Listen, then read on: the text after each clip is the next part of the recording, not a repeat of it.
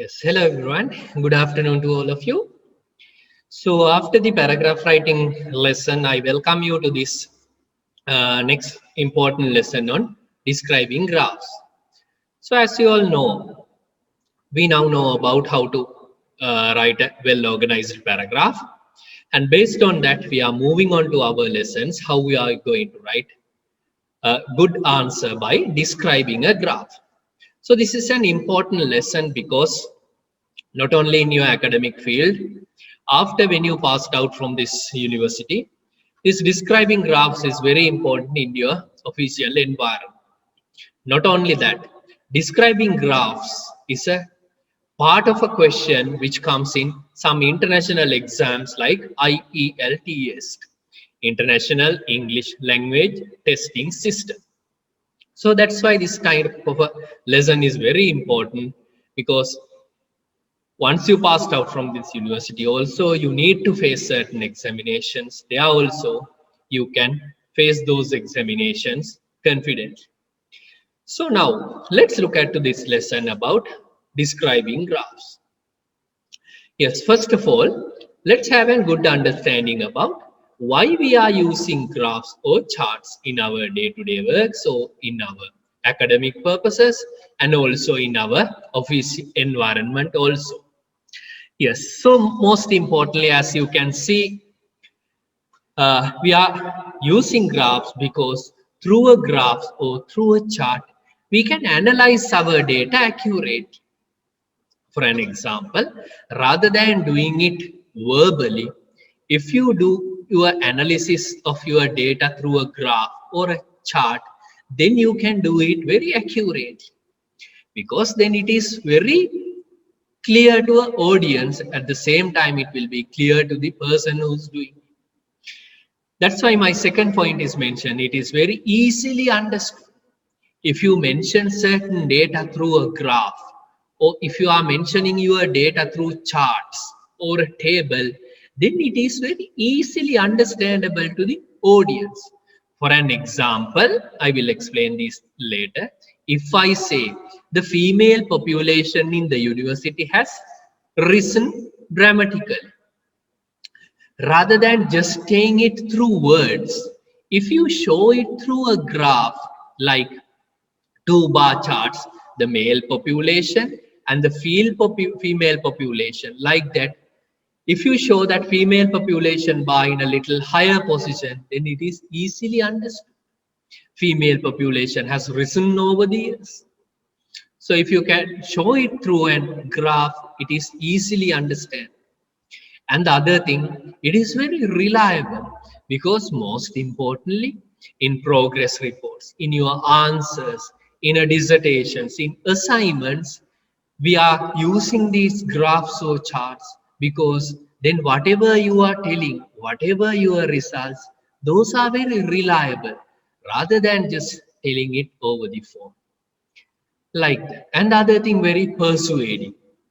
As I mentioned earlier, if you are showing it through a chart or a table, then people are tend to believe it, because they know we can't just create a bar chart, we can't just create a line graph, because you have done a research, you have observed it, you have found out certain data, then only you are writing these things through graphs or charts. So it is persuading for the reader, they are tend to believe it. And similarly, it is trustworthy. If you are showing some data through a table or a chart, then people trust your data, rather than just telling the female population has improved, female population has gone up over the years. If you show it through a graph in a small report, then the trust is there. People tend to believe. And importantly, using graphs or charts are very much necessary for academic as well as for official purposes. I mentioned you at the very beginning, it is very much necessary for academic, because you all are BCom external degree students. In your academic purposes, you need to use a lot of graphs or charts. You need to show them through charts or graphs, line graphs, pie charts, whatever it is.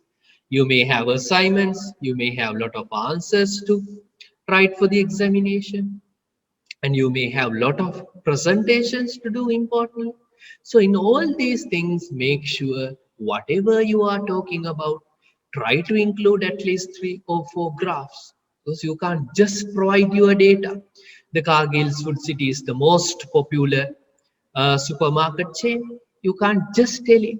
You need to show it through a graph, like the Cargill's Food City has risen, whereas the Apico, Keel, Spa restaurants, they are also having certain number of them. Like that.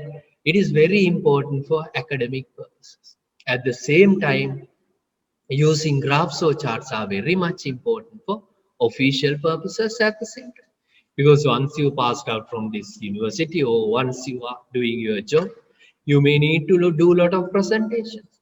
You may need to present a lot of data, the sales of your company, the production, whatever you all are doing, you need to do graphs or charts. So let's moving on.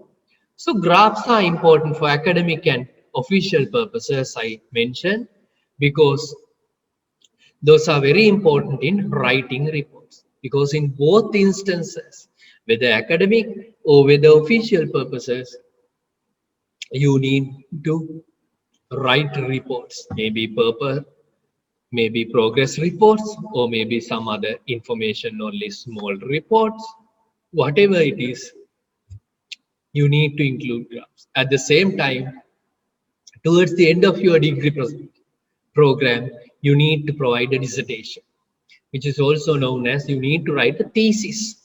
So in your thesis, in the data analysis part, you need to include a lot of graphs or charts. And the other thing, importantly, making presentations. As I told earlier also, whenever you all are doing a presentation, make sure you use some visuals like graphs or pie charts, line graph, tables, whatever it is. Make sure that you are presenting your data through these things, because then it is easily understood by the audience and they can put a trust on your data. At the same time, whenever you are working in an office, there are a lot of staff meetings. So at a staff meeting also, you need to use graphs. For an example, you need to show the progress of your sales, or you may need to show the uh, marketing strategies, or what are the marketing campaigns that you have used.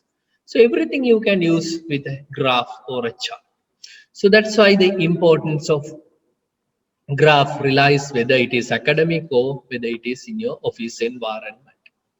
Moving from that, let's quickly look at what are some advantages of using charts and graph and their purposes.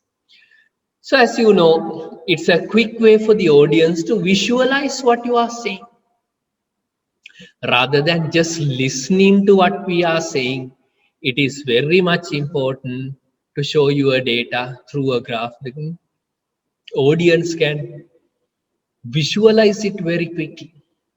So that's why when I'm doing this lecture also, I'm using a PowerPoint presentation rather than I'm just talking.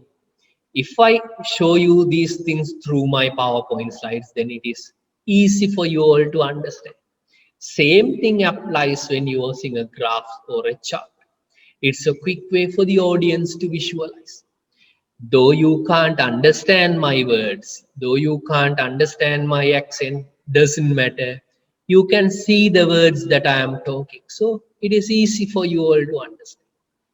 At the same time, the other important advantage is it's very forceful, because rather than just telling it, rather than just saying it, if you show it through a visual, it is very forceful.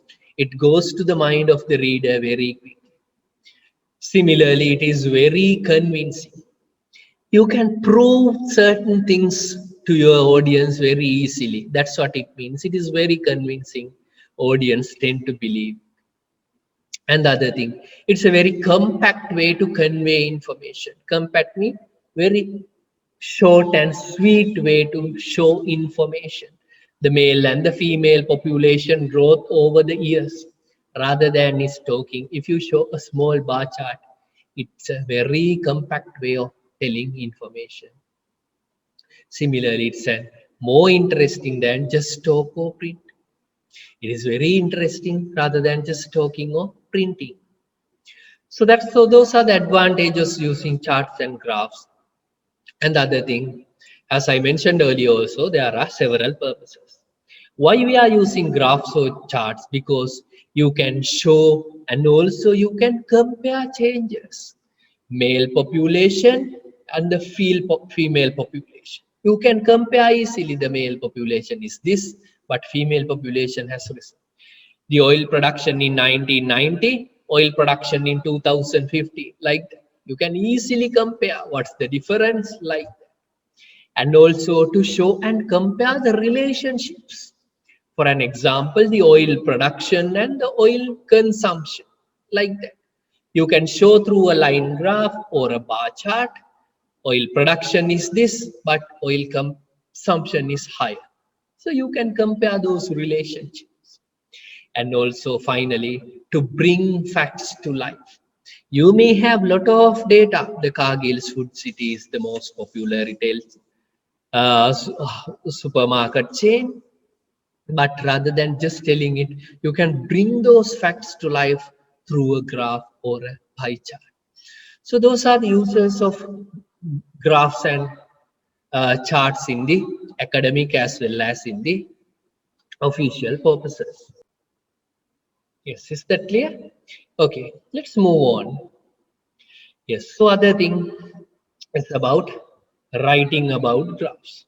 So I will explain these things in detail, but now I will give a brief introduction about writing about graphs.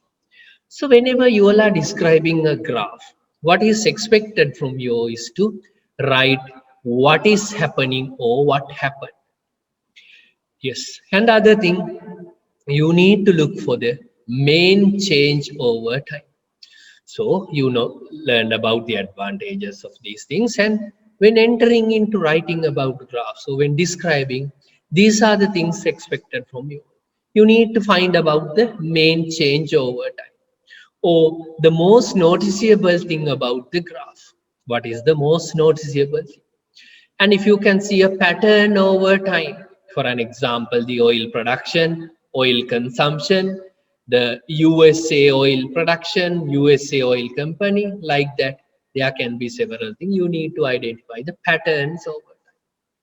And also you need to identify the pattern for different places or groups or people.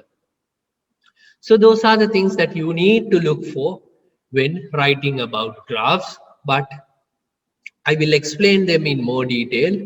Just keep them in your head. So with that, let's move on. So let's look at a actual question of a graph description. So this kind of an question is something like this. So this tests your ability to write a short report expressing information which you are given in graphic form, such as bar charts, pie charts, and graphs. So actually this is checking your ability to write short reports. So through a graph, through a pie chart, you need to write the things that are mentioned in describing those things. So if before anything else, you need to read the instructions carefully so that you know what you are required to do.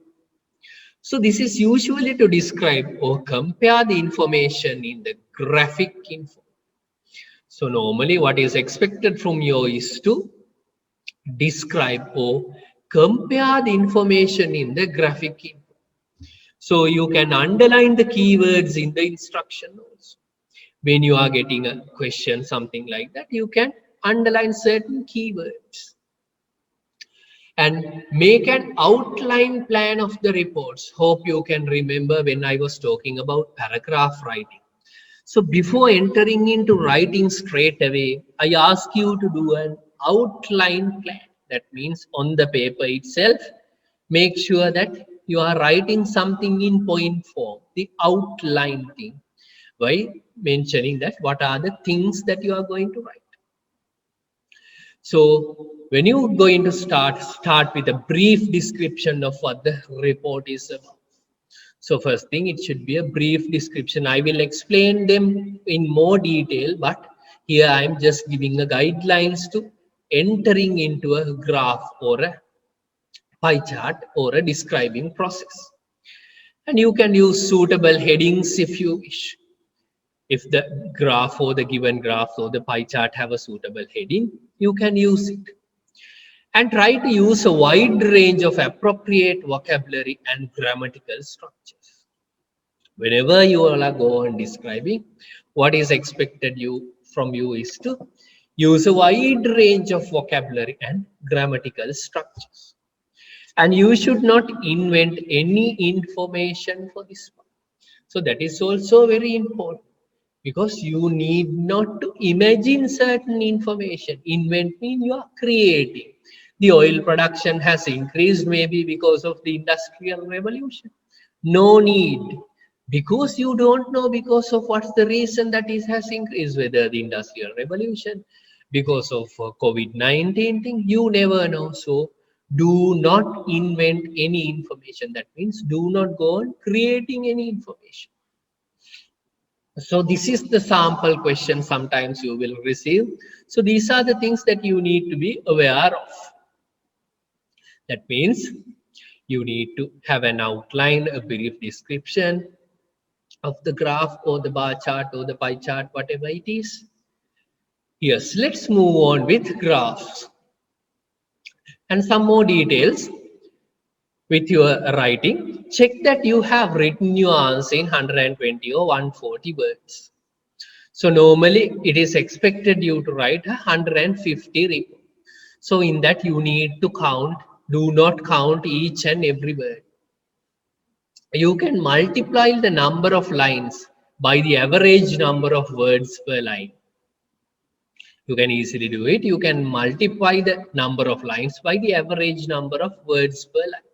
Do not waste time counting every word, how much you have written. So if I say it is 150 word, you have a range. You can stop at 140 or you can go up to 160 or 70. Yes, after writing, read what you have written. Correct mistakes and make improvement. So if you have written a good answer, make sure that you read it carefully. That's why I'm telling you all this way at the very beginning of graph description. So I will talk about graphs or pie charts separately one by one, but I want to give you all an introduction to this kind of a question and the examples that you need to do. And the other thing, make sure the examiner will be able to read your answer. Use a pen and your normal handwriting. Do not write in capital. So those are very important, because how much I talked about graph description, what is a graph, what is a line graph, what is a bar chart, doesn't matter as long as you all are don't following these guidelines. So that's why I'm at the very beginning of this lesson, I'm giving you these guidelines. Do not write in all capitals. And the other thing, the timing is very important. For this type of a question, you need to spend at least 20 to 25 minutes, so at least half an hour. This type of question carries a lot of marks, sometimes 20 or 25 marks. So allocate more marks to this type of question, like paragraph writing. Similarly, the graph description contains a higher mark. Now let's see entering into the graphic form. So what are the tables or the graphs that we are using? So in most commonly in the academic purposes as well as for official purposes, there are 4 graphic forms we are using. They can be tables, they can be pie charts, or they can be bar charts, or they can be line graphs. So these are the most important or most commonly used 4 graphic forms. So let's look at them one by one. So as you can see, a table is a set of facts and figures arranged in columns or rows. As I have shown here, the outer lines have been faded, but this is the sample of a table. So it's a set of facts and figures arranged in columns and rows. There are columns and also rows. A table is a very useful way of organizing numerical information. So this is a very useful way to organize numerical information because you can clearly show the numbers. The fiscal year 2003 and the 2002. The sales amount is the cost of goods sold and occupancy costs and the gross profit. So everything can be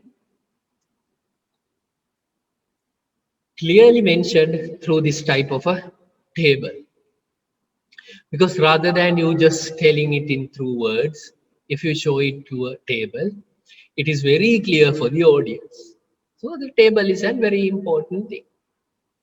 And the other thing, what is the chart? So charts can be two ways.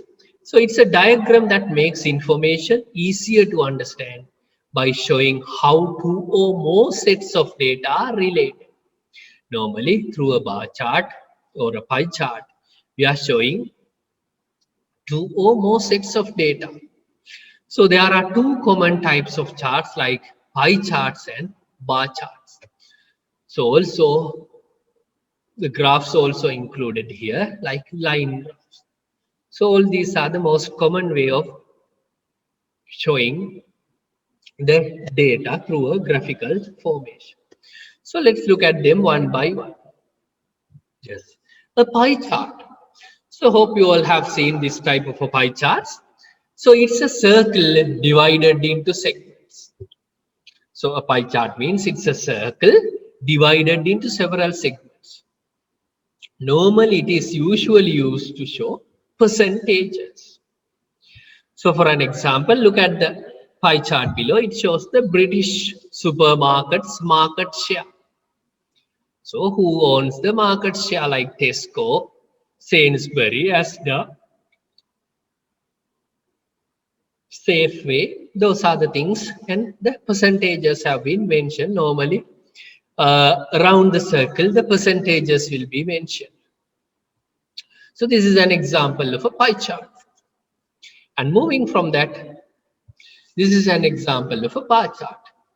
So a bar chart is a diagram containing bars or columns that makes information easier to understand by showing the difference between two or more sets of numbers or measurements. So normally in a bar chart, we are using bars to show the information. We are showing the difference between two or more sets of measurements. The urban population sizes.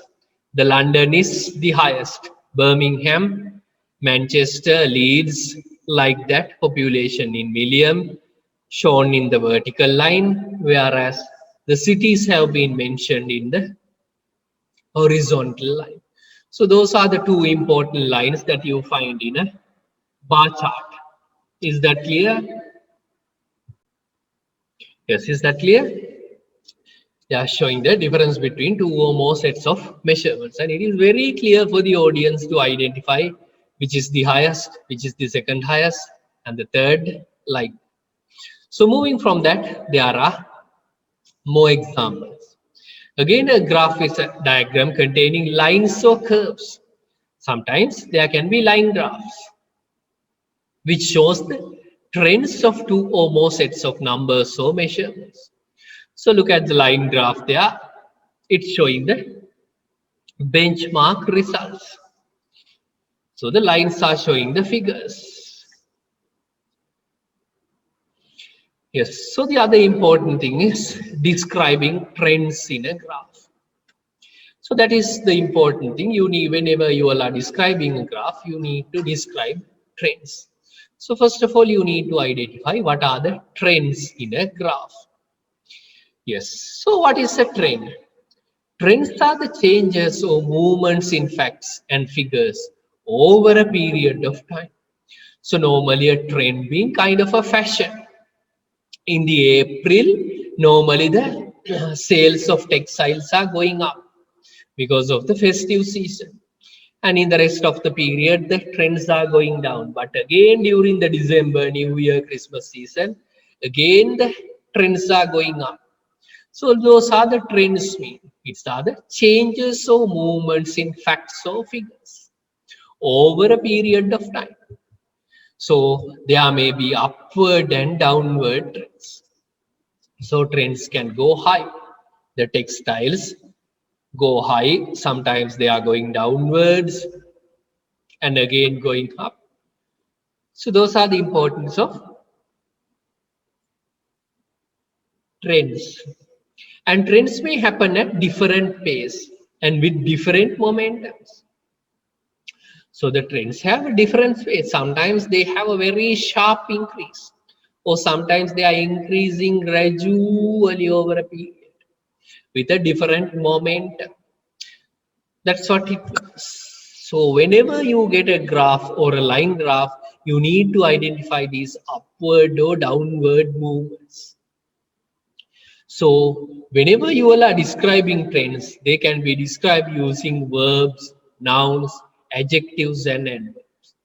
So when describing a graph, you have a very special vocabulary like verbs, nouns, adjectives, and adverbs. So through these vocabulary, we are describing the trends, whether they are upward movement or a downward move. So moving from that, these are the examples of trends. So most importantly, we can identify the first one as an upward trend, because starting from 100, that trend or that line has increased. It may be sales or whatever it is, oil production. And the second one, there were fluctuations. So we talk it that it fluctuated. It has gone up and down. And also third one, starting from 60 and it has fell up to 40. So there was a downward trend. So these are the three most important trends that we find in any graph. There can be an increasing or some fluctuations or some downward trend. So these are the things that you need to identify whatever the chart or whatever the graph you get. And whenever you are describing these trends, we are using certain nouns, adverbs, verbs to describe them. So if you are using to describe an increased thing, look at the three arrows mentioned here. The first one is more like a straight arrow.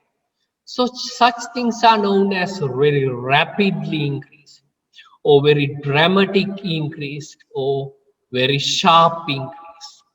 So the adjectives are rapidly, dramatically, and sharply increased. But look at the third arrowhead. It has some angle movement, something like that. Such things are known as a moderate or a very steady increase or a gradual increase. Whereas first two are very sharp, very dramatic increase. But look at the next one. It shows a very slightly, very slow increase. And the last one, it's more like an horizontal line. Such things are known as very stable because no change. They are very stable. Same thing is known as leveled out, leveled off, or leveled out. So these are the most important trends or most important movements that you need to understand. At the same time, if it is a line graph, there are certain vocabulary that you need to identify. The first line, it has gone up to a very peak point. Such instances, we are calling it as it peaked, or we tell it that it reached a peak. And look at the next line. Starting from low, it has curved and gone up. It grew exponentially, or there was an exponential growth. A slow but very sharp towards the end. And the next one, it reached a plateau. It leveled off or it plateaued.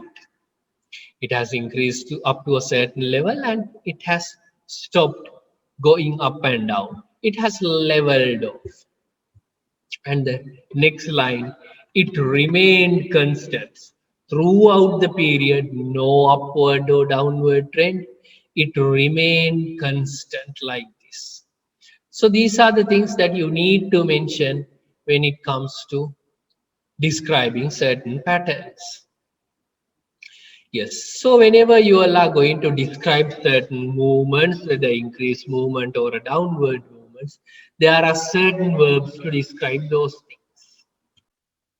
things. Yes, is that clear? Yes, whenever we all are describing downward movements, we are getting the use of certain verbs like decline, decrease, drop, fall, slide, weaken, lose ground. Or sometimes if there's a very sharp downward movement, we are telling it dive, because dive means you are straightly going down, plummet or plunge. So whenever you all are writing an answer by describing graphs, make sure you all are using this type of words. That's why I told you at the very beginning, you are using a very special type of words, special vocabulary when describing graphs. So make sure here and there at least there's a sharp decline. There's a sharp drop in the sales or sharp drop in the oil production, like that. In your answer, make sure that you are using these things. Then only you can get a higher mark. The use of different vocabulary. So that's the important thing you need to keep in mind. At the same time, there are certain other things like crash, collapse, take a fall, and other things to talk about, a downward movement. So moving from that, there are several number of verbs that we are using to talk about upward movement, like grow, rise, increase, climb, gain, strengthen, surge. So those are the important things that you need to use whenever you all are talking about an upward movement. The textile production has risen, or the textile production increased very sharply. Or you can use the words like jump, so rocket.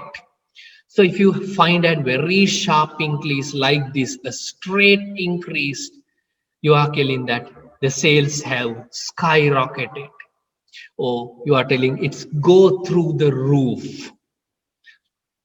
And the other thing, there are certain other words that we are using to talk about stability. That means if you don't see any movement, the lines are growing more like the horizontal line, then you are talking that the sales or the production or whatever the thing has stabilized. So similar words that you can use for them is flatten out, hold steady, level off, even off, bottom out, stabilize. Or sometimes after a certain downward movement, if had stabilize, you can tell it has recovered, because you talk about a downward trend and after that it is going straight, recover, bounce back or rally. So those are the things that you can use whenever you go on writing or describing a graph. These are the words that you can use for kind of a horizontal movement. And also there are certain other words that you can use to talk about adjectives to specify the pace or degree of change. Because we are using adjectives to modify nouns, or sometimes it may be for words. So if you are telling that the sales has fell, uh, sales have gone down, you can modify it by telling the sales have slowly gone down, or the sales have gradually decreased, or sales has increased steadily. So that's the use of adjectives that we are talking about, because they are talking about the specify the pace or the speed of the change.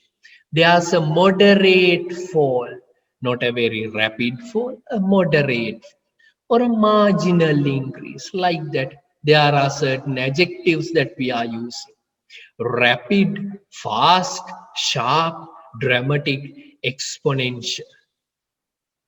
At the same time, there are certain other adjectives like heavy, massive, enormous, a remarkable change, a remarkable increase, an enormous increase. Like that, we are using these adjectives to talk about the speed or the pace of the degree of change, how sharply it had gone down or how sharply it has increased.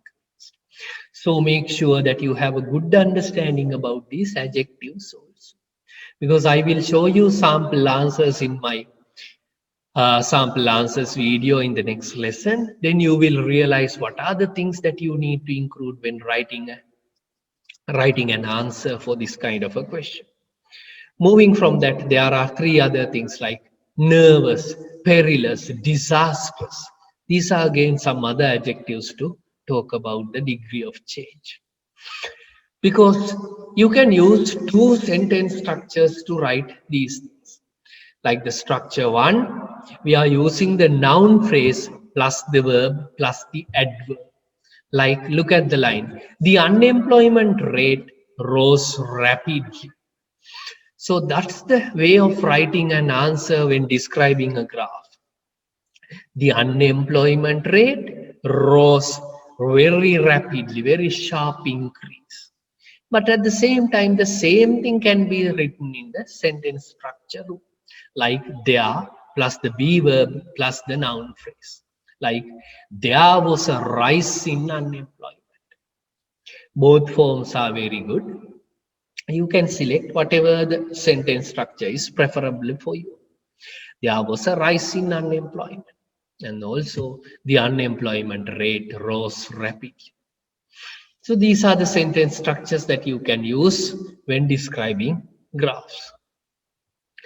Let's look at some more examples. If we take a line graph like that, the quarterly change of production. So these are the types of graphs sometimes you may get for the examination. So by looking at this graph, you need to identify the most important things. It started in 20 in a certain period, and it has risen a sharp increase up to the 70. Then it has flattened out. But again, at a certain level, it has fell sharply. Some more examples of line graph. So like that, you need to identify the changes. In the second graph, it has gone up to the 80, but again at the same time it has gone down. But in the third one, it has increased sharply to 70 and remained there for the rest of the period.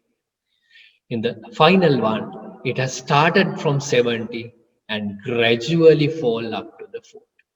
So those are the things that you need to identify. So whenever you all are describing, you need to describe it step by step. So I will explain them clearly. Yes. So let's look at how we are going to describe such a thing. The example one. The production started from 20 in the first quarter. It then climbed sharply. Is that clear? It started in the first quarter from 20, maybe rupees, 20 million or whatever. It then climbed. Climbed means it increased sharply, but flattened off in the next two quarters at a level of around 70. So that is also very important. Whenever you all are mentioning this kind of a figure, we don't know whether it is actually 69 or 70 or 71. So in such cases, we are using at a level of around 70. Then it is safer for you because you are telling not the exact, but around 70. Since then, it has plummeted back to 20 again towards the end of the year. So that the quarterly change, it has plummeted back, it has gone down to 20 again towards the end of the year. So those are the ways that we are describing this graph. Let's look at the example 2. Production grew more and more rapidly over the first 3 quarters. So, production, we are not telling the line went up. We are telling exactly the idea, like the production grew more and more rapidly over the first 3 quarters, and then reached a peak of 70 in the third quarter. In the third quarter, it reached a peak. Since then, it has quickly dropped to 20 in the last quarter. It has sharply dropped in the to 20. So that's the way of describing. Look at the third example. Production grew dramatically in the first quarter, but then it reached a plateau of about 70, which lasted from the second to the fourth quarter. So it lasted for the rest of the period.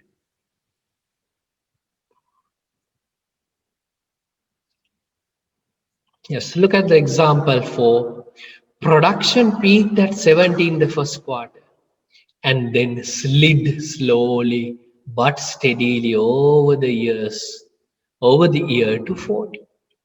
It has gradually but slowly but steadily it fell to 40. So those are the important things that you need to keep in mind. So there are some more examples. Production started the year in a stable position of 70. So production started with 70 and it's a stable, but then plunged in the third quarter to 20. In the third quarter, it went up to 20. It went down to 20. Since then, it has flattened out at that level. It has flattened out at that level.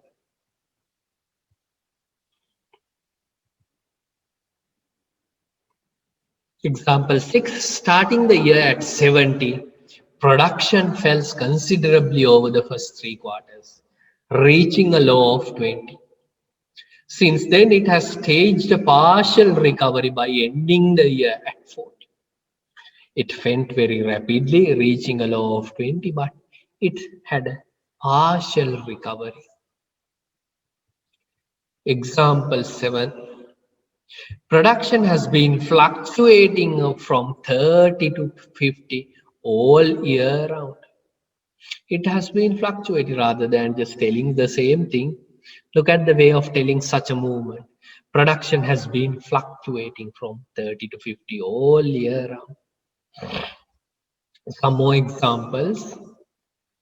Production held steady at level of 70 in the first 3 quarters.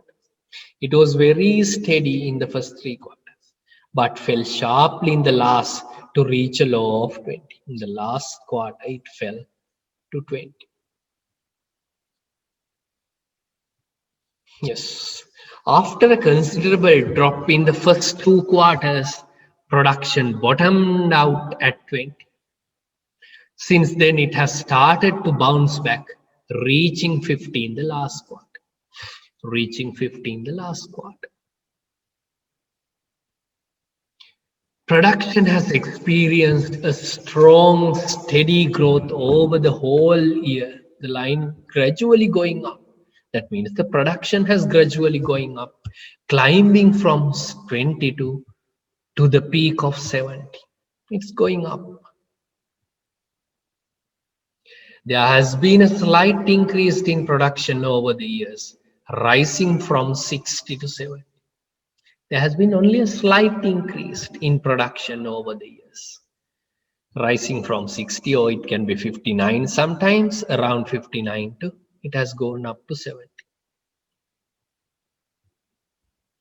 There was a rapid drop in production from 70 to 20 in the first quarter, but it bottomed out at about 20 in the remainder of the year. It bottomed out and it remained very steady.